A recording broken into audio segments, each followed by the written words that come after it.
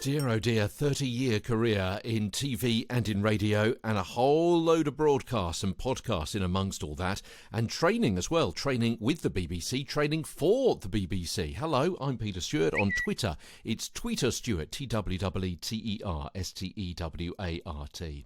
If you are part of a podcast presentation team, then of course pauses can be really useful for you for all of the reasons I've given you over the last couple of 3 weeks. But there's always a danger that someone else is going to see your pause as a hesitation or a stumble, just a gap for them to get in and say what it is that they want to.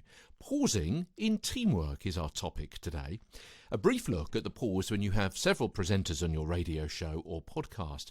When you've got one or more co-presenters, it's important to know when one of them has paused for effect or stopped because they've just finished what they're saying.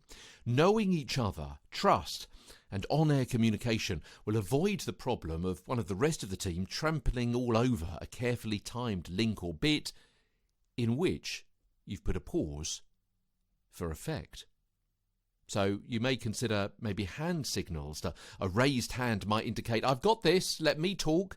An outward palm, don't talk, let me finish.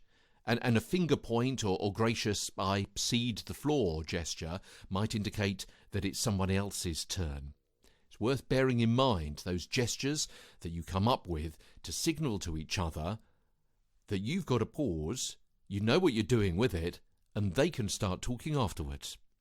And talking about gesticulations, that's our upcoming topic on Get a Better Broadcast Podcast and Voice Over Voice in about a week's time. We start on that. How can gestures help you be a better presenter? Find out more by subscribing to this podcast. From London, I'm Peter Stewart.